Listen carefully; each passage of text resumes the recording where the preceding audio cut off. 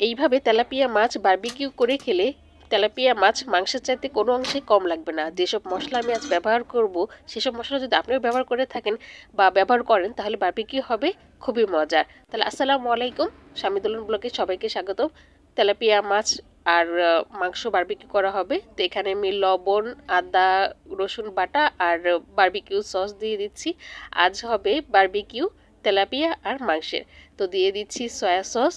যারা যারা তেলাপিয়া মাছ খেতে পছন্দ করেন না, আমিও করতাম না, কিন্তু এভাবে আমি খেয়ে দেখলাম খুবই মজা লাগে। তো এখন আমি দিয়ে দিচ্ছি সস, প্রাণ সস।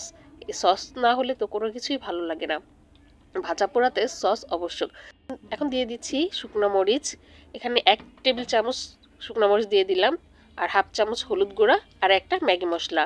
এখানে পরিমাণটুকু আমি আন্দাজে নিয়েছি, ধরতে গেলে সব কিছুই 1 টেবিল চামচের মতোই। তো ভালো মতো মশলাটা মাখিয়ে নিয়ে তারপরে তেলাপিয়া মাছে আমি একদম সুন্দরভাবে, যেন কোনো অংশ বাদ না থাকে, সুন্দরভাবে মাখিয়ে নিব। এই মশলাটা যদি আপনিও মাখিয়ে খান খুবই ভালো লাগবে। এইভাবে বারবিকিউ করে খেলে খুবই স্বাদ বেড়ে যায়, আমি যেটা দেখলাম, আর সবাই খুব পছন্দ করেছে। তো অবশ্যই চেষ্টা করবেন এইভাবে মশলা দিয়ে মাখিয়ে সুন্দরভাবে তেলাপিয়া মাছ কেটে বা মাঝখান দিয়ে ফেরে তারপরে মশলাগুলো আমি কেটে নিয়েছি উপর করে। তেলাপিয়া মাছ ভালো মতো যেন মশলাগুলো একদম ভিতর পর্যন্ত যায়। একটা তেলাপিয়া মাছ একটা গন্ধ থাকে, যার কারণে সবাই খুব একটা পছন্দ করে না রান্না করে খাওয়া। তো এইভাবে আমিও পছন্দ করতাম না, কিন্তু এইভাবে খাওয়াটা বা এইভাবে বারবিকিউ করার পরে খুবই মজা লেগেছে। তো ভালো মতো মাখিয়ে নিলাম একদম হেড টু টো।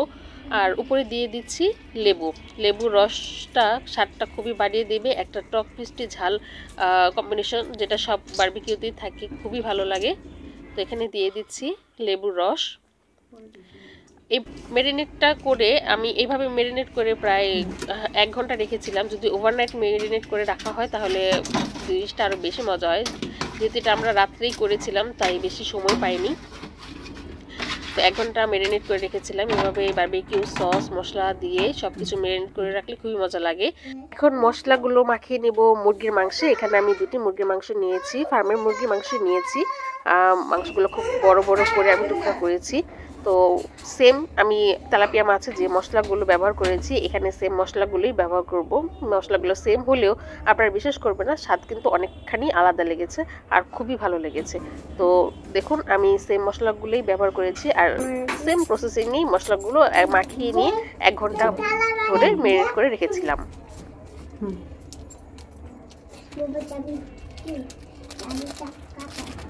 শেষমেশ আমি এখানে টেস্টিং সল্ট ব্যবহার করেছিলাম। টেস্টিং সল্ট সবাই জানেন যে স্বাদের গুণ বা মাত্রা অনেকখানি বাড়িয়ে দেয়।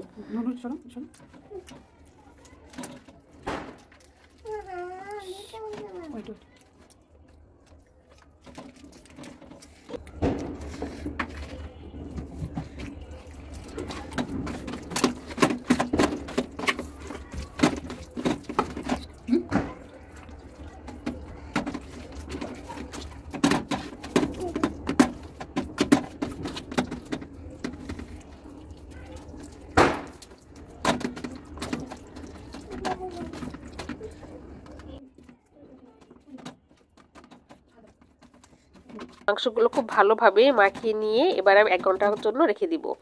তো এটা হচ্ছে আমাদের লাস্ট ফিনিশিং। খুব মজার একটা বারবিকিউ পার্টি ছিল। সবাই ভালো থাকবেন।